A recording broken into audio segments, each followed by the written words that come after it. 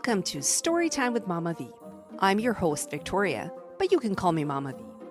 In this show, we go on storytime adventures where magic exists, where brave knights and courageous princesses come out to play, and where the good always defies evil.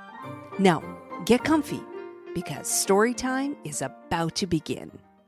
Hey there, my favorite listener, and welcome to another episode of Storytime with Mama V. I am so excited to see you here again. Today, we have a super cool story. Now, before I read the story to you, I have a quick question. Have you ever done a project and you've done it and you thought you succeeded, but guess what? It needed some tweaking, so to speak. And what did you do? Did you give up or did you keep trying? Well, whatever you did, today I want to tell you a story called Billi the Maker. This story is written by April Hilland, and April comes to us from British Columbia, Canada. Now, the book is available for purchase on Amazon, and as always, I will link to the book in the show description. I want you to listen to the story today, and I want you to hear the big lesson, the big takeaway, that if at first you don't succeed, keep trying, because maybe it won't be try number 2 or maybe even try number 12. But at one point, if you keep trying, you will keep getting better and better, and you will get it and you will succeed. Okay, let's get right into our story of Billi the Maker. Let me tell you a story about a young maker. This Billi Rose dreamed of where making might take her. She daydreamed all over, no matter the weather. The library, though, had her put things together.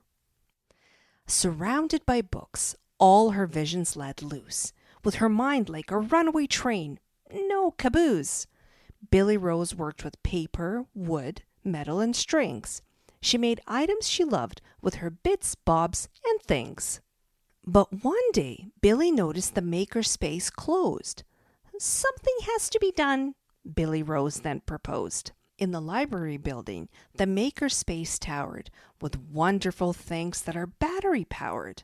Out sick, the librarian let the books lie, with the space like a pigsty, its books piled up high. To her room Billi ran quickly, making great strides. First, she grabbed old computers and library guides. Then she worked all through gym time, art classes, and lunch on a project that started from having a hunch. Then, at last, she was done. She had finished her quest. She looked up from her work, still alone at her desk. All her classmates were gone, having left for the day. There was no one to hear her triumphant, "Hooray!" She snuck into the library, opened the door, passing big mounds of books, finding space on the floor. Billi put down her robot amidst all the clutter. While turning it on, she could feel her heart flutter. At first, it did nothing. She held her breath tight. Then it shuddered and shook. Something didn't seem right. With its lights blinking brightly, it started to roll. While it spun around in circles, it lost all control. The machine jumped on tables, grabbed books, pens, and glue. With a bleep and a bloop, to the side it all flew. Billi grabbed for the off switch with tears in her eyes. Her idea wasn't working, despite all her tries. Yes, her bot was a failure. It made the mess worse. This machine wasn't useful. It seemed like a curse. She was frustrated, sad, and so mad she could spit. But she pushed it aside, just refusing to quit. And then back to the drawing board Billi did race, because this was a challenge that she would embrace. You see, great engineering takes more than one day. Making headway could take weeks or months, so they say. All those guesses and questions and trials when you need them create masterpieces or even exceed them. She stayed up all night to debug and to test. To perfect her invention, she'd surely invest. So by dawn, Robot 2 was effective and ready. The on button pressed with her finger so steady. Bot shimmied and chuffed as it rattled to action. While checking and shelving, it gained some good traction. It rumbled through Dewey and data galore.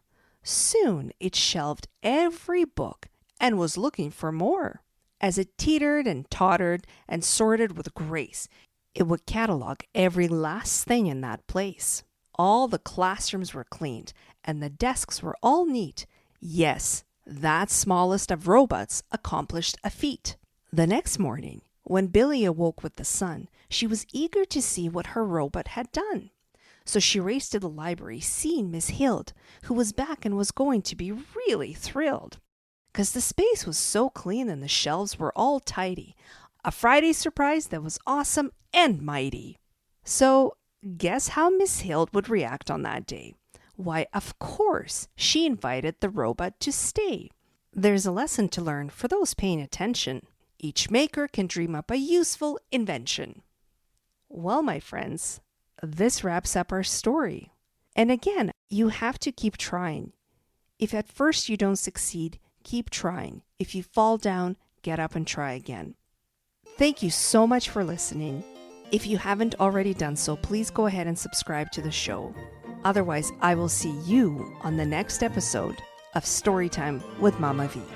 Keep making and being awesome. Bye.